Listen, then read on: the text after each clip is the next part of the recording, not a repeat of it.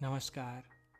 आप सुन रहे हैं हिंदी ग्राम। मैं हूं रोहित पाठक। आप सबके समक्ष जयशंकर प्रसाद जी की अत्यंत लोकप्रिय कहानी, जिसका शीर्षक है ग्राम, आप सबके समक्ष प्रस्तुत कर रहा हूं।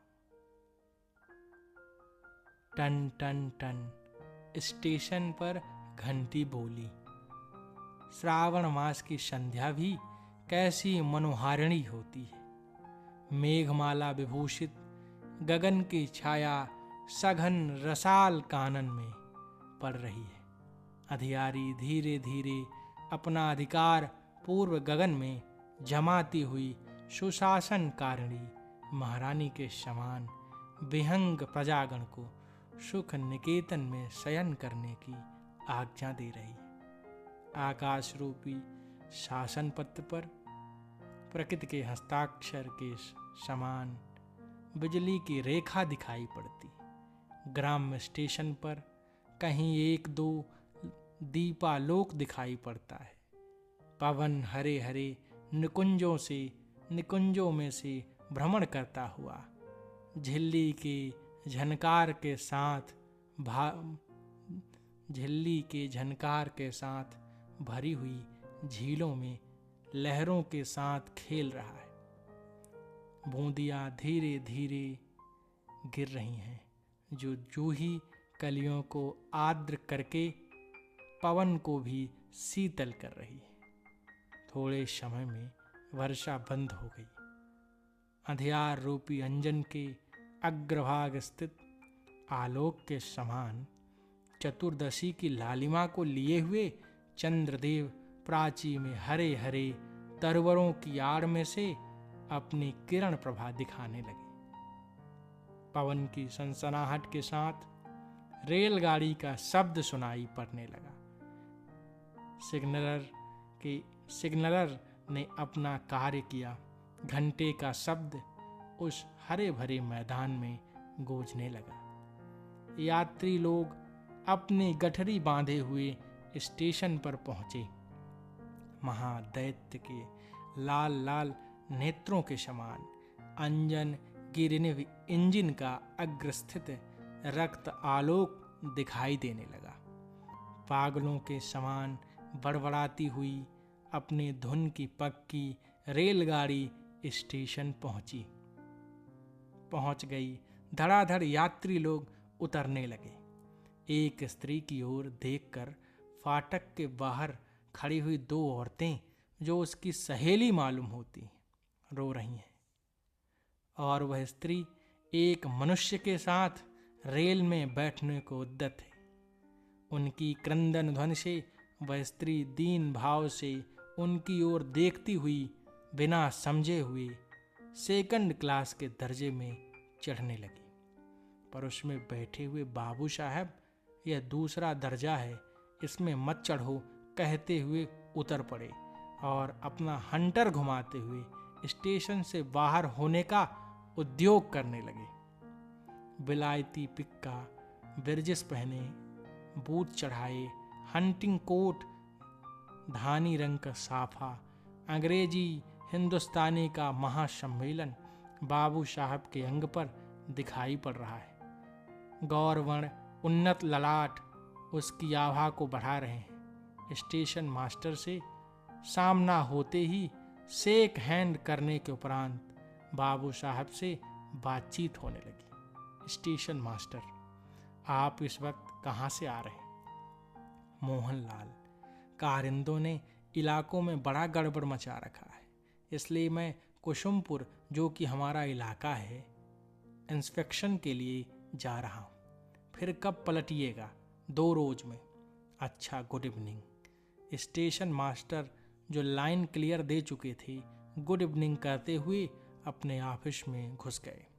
बाबू मोहनलाल अंग्रेजी काठी से सजे हुए घोड़े पर, जो पूर्व ही स्टेशन पर खड़ा था, सवार होकर चलते हुए सरल स्वभावा ग्राम वासिनी कुल कामनी गण का सुमधुर संगीत धीरे धीरे आम्र कानन में से निकलकर चारों ओर गूंज रहा है। अंधकार गगन में जुगनू तारे चमक चमक कर चित्त को चंचल कर रहे हैं। ग्रामीण लोग अपना हल कंधे पर रखे बिरहा गाते हुए बैलों की जोड़ी के साथ घर की ओर प्रत्यावर्तन कर रहे। एक विशाल तरवर की शाखा में झूला पड़ा हुआ है। उस पर 4 महिलाएं बैठी हैं और 50 उसको घेर कर गाती हुई झूम रही हैं। झूले के पेग के साथ अब की सावन सैया घर रहूं रे की सुरीली 50 कोकिल कंठ से निकली हुई तान पशुगणों को भी मोहित कर रही है। बालिकाएं स्वच्छंद भाव से क्रीड़ा कर रही हैं। अकस्मात अश्व के पद शब्द ने उन सरला कामिनियों को चौंका दिया। वे सब देखती हैं तो हमारे पूर्व परिचित बाबू मोहनलाल घोड़े को रोककर उस पर से उतर रहे। वे सब उनका भेष देखकर घबरा गई और आपस में कुछ इंगित करके चुप रह गईं।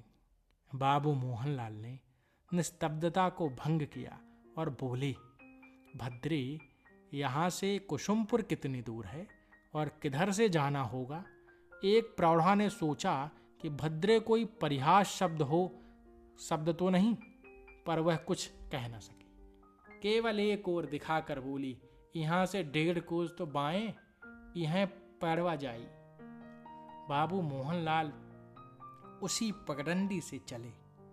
चलते चलते उन्हें भ्रम हो गया और वह अपनी छावनी का पथ छोड़कर दूसरे मार्ग से जाने लगे। मेघ घिर आए, जल बेग से बरसने लगा, अंधकार और घना हो गया। भटकते भटकते वह खेत के समीप पहुंचे। वहां उस हरे भरे खेत में एक ऊंचा और बड़ा मचान था जो कि फूस से छाया हुआ था और समीप ही में एक छोटा सा कच्चा मकान था।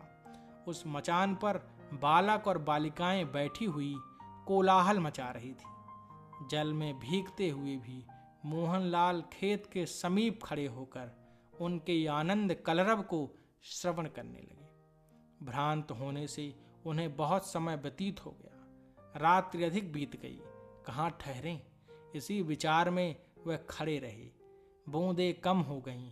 इतने में एक बालिका अपने मलिन बसन के अंचल की आड़ में दीप लिए हुए इसी मचान की ओर जाती हुई दिखाई पड़ी। बालिका की अवस्था 15 वर्ष की है। आलोक से उसका अंग अंधकार घन में विद्युत लेखा की तरह चमक रहा था।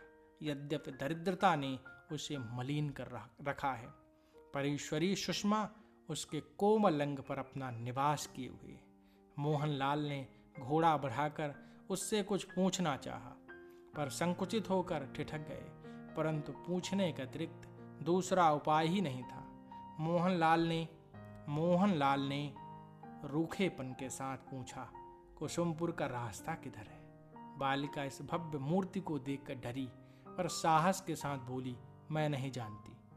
ऐसे सरल नेत्र संचालन से इंगित करके उसने ये शब्द कहे कि युवक को क्रोध के स्थान में हंसी आ गई और कहने लगा, तो जो जानता हो मुझे बतलाओ, मैं उससे पूछ लूंगा। बालिका, हमारी माता जानती होंगी। मोहन, इस समय तुम कहाँ जाती हो? बालिका मचान की ओर दिखाकर, वहाँ जो कई लड़के हैं उनमें से एक हमारा भाई है, उसी को खिलाने जाती हूँ।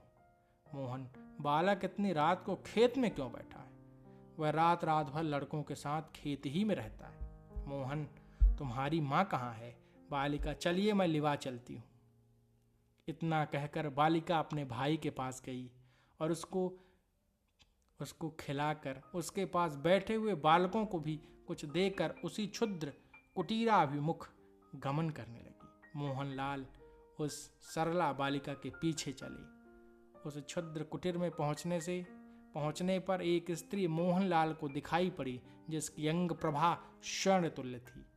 तेजोमय मुखमंडल तथा ईर्षत उन्नत अधर अभिमान से भरे हुए थे। अवस्था उनकी 50 वर्ष से अधिक थी। मोहनलाल की आंतरिक अवस्था, जो ग्राम्य जीवन देखने से कुछ बदल चुकी थी, उस सरल गंभीर तेजोमय मूर्ति को देख और भी सरल विनय युक्त हो गई। उसने झुककर प्रणाम किया। स्त्री ने आशीर्वाद दिया और पूछा, बेटा कहाँ से आते हो? मोहन, मैं कुसुमपुर जाता था, किंतु रास्ता भूल गया। कुसुमपुर का नाम सुनते ही स्त्री का मुख मंडल आरक्तिम हो गया और उसके नेत्रों से 2 बूंद आंसू निकल आए। अश्रु करुणा के नहीं, किंतु अभिमान के। मोहनलाल आश्चर्यान्वित होकर देख रहे थे। उन्होंने पूछा, आपको कुसुमपुर के नाम से क्षोभ क्यों हुआ?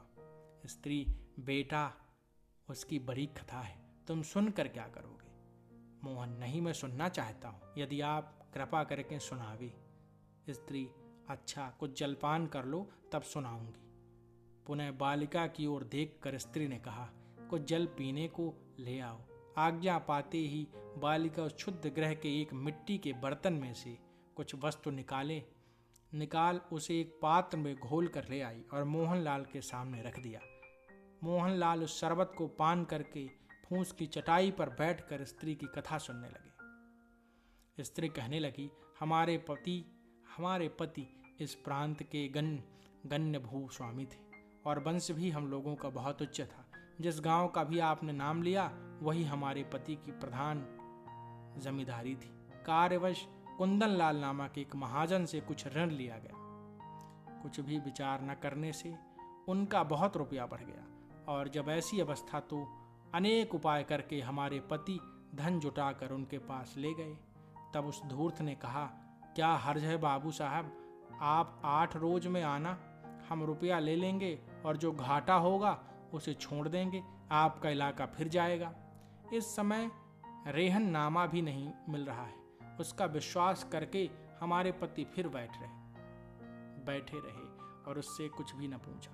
उनकी उदारता के कारण वह संचित धन भी थोड़ा हो गया और उधर उसने दावा करके इलाका जो कि वह लेना चाहता था बहुत थोड़े रुपए में नीलाम करा दिया। फिर हमारे पति के हृदय में उस इलाके की इस भांति निकल जाने के कारण बहुत चोट पहुंची और इसी से उनकी मृत्यु हो गई। इस दशा के होने के उपरांत हम लोग इस दूसरे गांव में आकर रहने लगे। यहाँ के जमींदार बहुत धर्मात्मा हैं। उन्होंने कुछ सामान्य कर पर यह भूमि दी है, इसी से अब हमारी जीविका है। इतना कहते कहते स्त्री का गला अभिमान से भर आया और कुछ कह न सकी। स्त्री की कथा को सुनकर मोहनलाल को बड़ा दुख हुआ।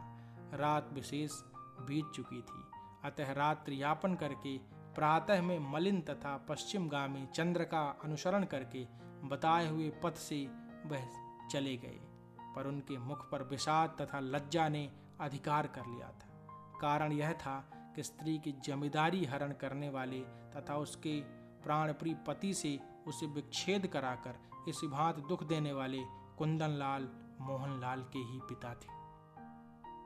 आपने इस कहानी को बहुत धैर्य और ध्यान के साथ सुना, इसलिए बहुत बहुत धन्यवाद।